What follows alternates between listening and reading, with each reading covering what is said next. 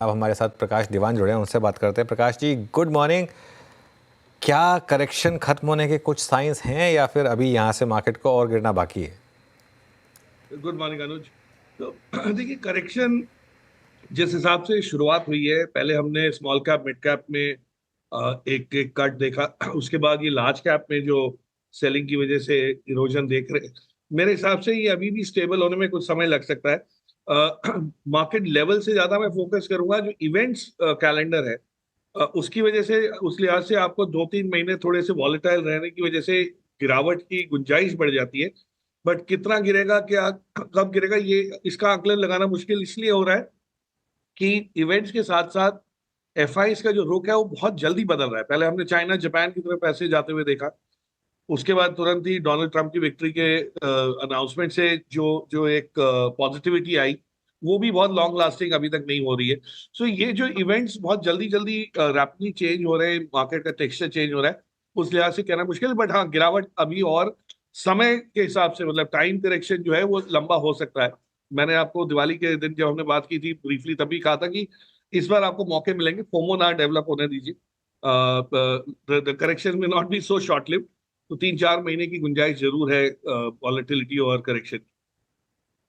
बिल्कुल, फोमो ना डेवलप होने दें, ये बात तो है। खैर, लेकिन प्रकाश जी, तो यहाँ से और मतलब कितना और आपको लग रहा है कि गिरने की गुंजाइश है?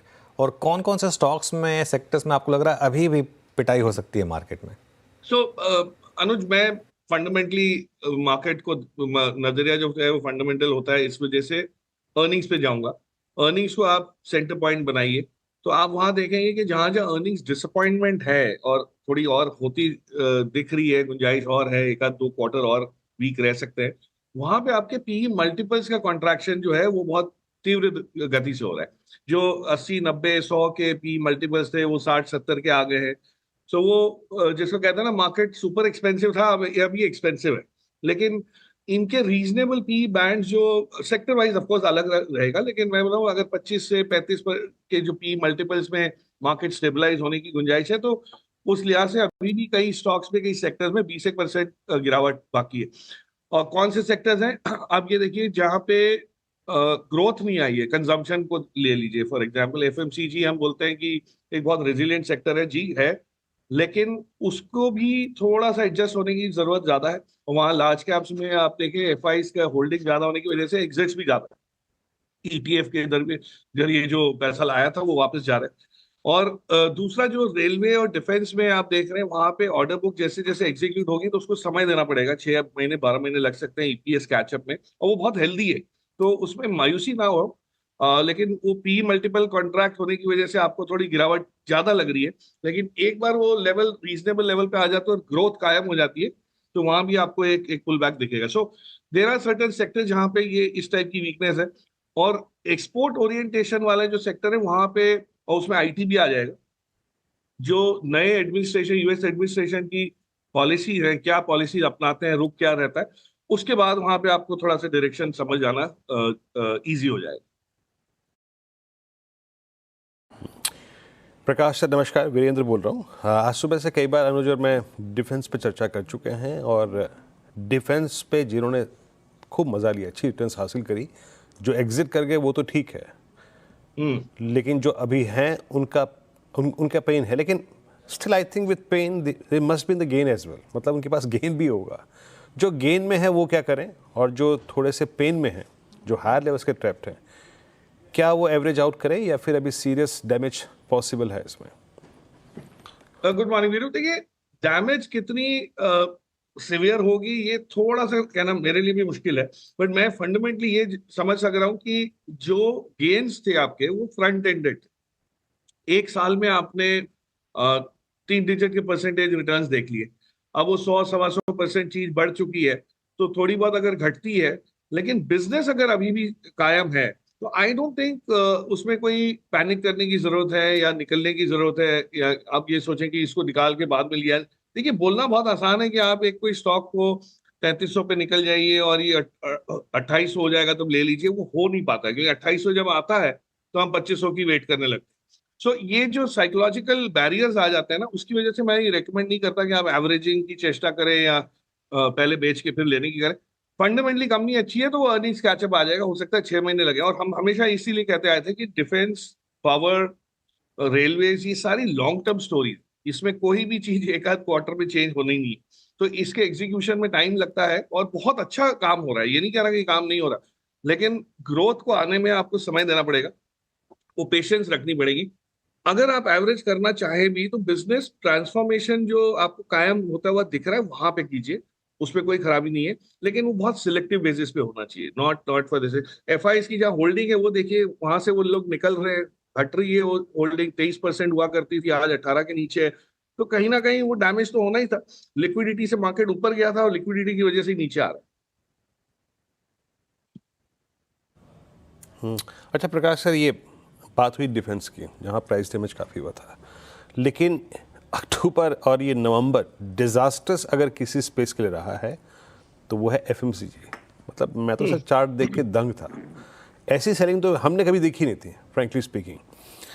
But ITC somehow, I mean अभी कह लीजिए कि बहुत डाइवर्सिफाइड बिजनेस है, कई वर्टिकल्स हैं, आईटीसी का डाउनसाइड क्या वो रेस्ट्रिक्ट कर रहा है? और क्या अगर एफएमसीजी में कुछ रखना है तो वो आईटीसी होगा या फिर जहां प्राइस डैमेज हो चुके हैं उनमें से कुछ होगा?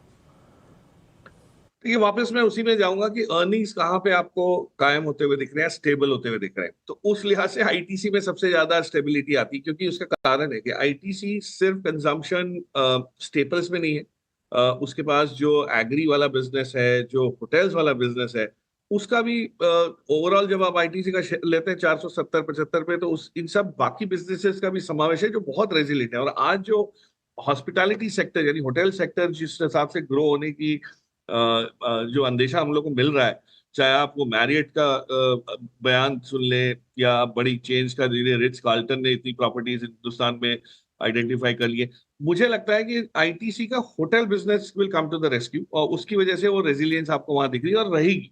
और यहाँ तक कि वो डीमर्जर का रेशियो अनाउंस होने के बाद तो शायद एक एक और उसमें थोड़ा सा एक्साइटमेंट आ सकता है, stock price price volume action दिख सकता है। एज मैटर ऑफ डिस्क्लोजर मेरे पास भी ये नाम के शेयर्स है, but I would believe overall consumption में थोड़ी सी वेट करें, स्पेशली जहां प्राइस करेक्शन ज्यादा हुआ है, प्राइस डैमेज हुआ है, वहां पे आप ग्रोथ आ रही है कि नहीं ये देखिए, वॉल्यूम ग्रोथ आ रही है कि नहीं, प्राइसिंग वापस आ रही है कि नहीं। और lot of them are rural focus, तो वो रूरल कंजम्पशन ये आपको 6 महीने में, अगले 6 महीने में थोड़ी सी क्लैरिटी के साथ समझ आने लगी। आईटीसी के होटल के तो वीरू भी फैन है मेरे ख्याल से, है ना वीरू? हाँ अनुज है तो। हाँ प्राइसिंग भी ठीक ठाक रहती है अनुज, हम जैसे लोगों के लिए। हाँ, नहीं मैं और वीरू डिस्कस कर रहे थे वीरू की अगली हॉलीडे, तो वहाँ से ये बात निकल कर आई। खैर प्रकाश जी, एक एक्सीडेंट जो सबसे बड़ा रहा इस अर्निंग सीजन का वो था एशियन पेंट्स। क्या अभी भी लोग एक छलावे में जी रहे हैं कि नहीं एशियन पेंट्स बना के देगा पैसा वापस? क्योंकि नंबर्स और कमेंट्री और जो एनवायरनमेंट है वो तो क्लियरली कह रहा है कि कुछ तो गड़बड़ है, और ऐसे स्टॉकों के अभी भी 40-45 या 50 का मल्टीपल मिलना चाहिए। अनुज देखिए, बड़ी सिंपल चीज है कि जब एशियन पेंट्स लीडर था तब भी मतलब इस टाइप की अटकलें लगती थी। आज वो लीडरशिप चैलेंज हो रही है, specially market share wise premium segment में, जहां बिरला ओपर्स, जेएसडब्ल्यू उसमें कम्पीट कर रहे हैं। तो हम ये समझने लगे कि ये सारा ही डैमेज जो होगा वो एशियन पेंट्स को भुगतना पड़ेगा। ऐसा है नहीं। देखिए, डीलरशिप में जो जो एशियन पेंट्स ने प्राइस कट्स लिए, डिस्ट्रीब्यूशन में एक नई ऊर्जा डालने की कोशिश की, वो सब एफर्ट्स को समय लगेगा। आज तक इतने सालों तक कंपटीशन था नहीं, और ये कंपनी ऐसी है जो पिछले 70-80 साल से इस फील्ड में है। तो इनका एक काम करने का तौर तरीका थोड़ा सा एक वो पुराने उसका हो चुका था कि भाई हम लीडर हैं, हमको जो करना है करेंगे। तो वहां पे अगर तब्दीली आ जाती है और ये फ्लेक्सिबल होते हैं, नए डिस्ट्रीब्यूशन उसमें एक थोड़ा सा जिसको कहते हैं ना out of the box thinking introduce करते हैं, आई डोंट थिंक ये होगा। और एक बहुत अच्छी चीज एशियन पेंट्स के पोर्टफोलियो में ये है अनुज, और आप जानते हैं बेहतर सबसे, कि उसमें पेंट्स, डेकोरेटिव कोटिंग्स के अलावा भी बिजनेसेस हैं जो उन्होंने काफी सालों में एक्वायर किए हैं, जो किचन अप्लायंसेस, किचन रिफर्बिशमेंट का, वहां पे सब में अगर ग्रोथ आनी शुरू हो जाएगी तो ये आपको सेट ऑफ हो जाएगा। जो लॉसेस मतलब जो वीकनेस पेंट सेगमेंट में. But yes, it may not gate, जिसको कहते हैं ना वो टॉप डॉलर वैल्यूएशन, लेकिन 40-45 का तो आप ग्रोथ के हिसाब से दे रहे हैं. अगर ग्रोथ सारी इंडस्ट्री का है तो एशियन पेंट्स का भी रहेगा, भले मार्केट शेयर में थोड़ा बहुत शिफ्ट हो जाए. बट आई डोंट थिंक इससे इससे प्रीमियम वैल्यूएशंस इतने घट के एकदम एवरेज वैल्यूएशन हो जाएंगे. प्रीमियम घट जाएगा लेकिन रहेंगे तो प्रीमियम वैल्यूएशंस. ओके, प्रीमियम घट जाएगा लेकिन रहेंगे तो फिर भी प्रीमियम ही.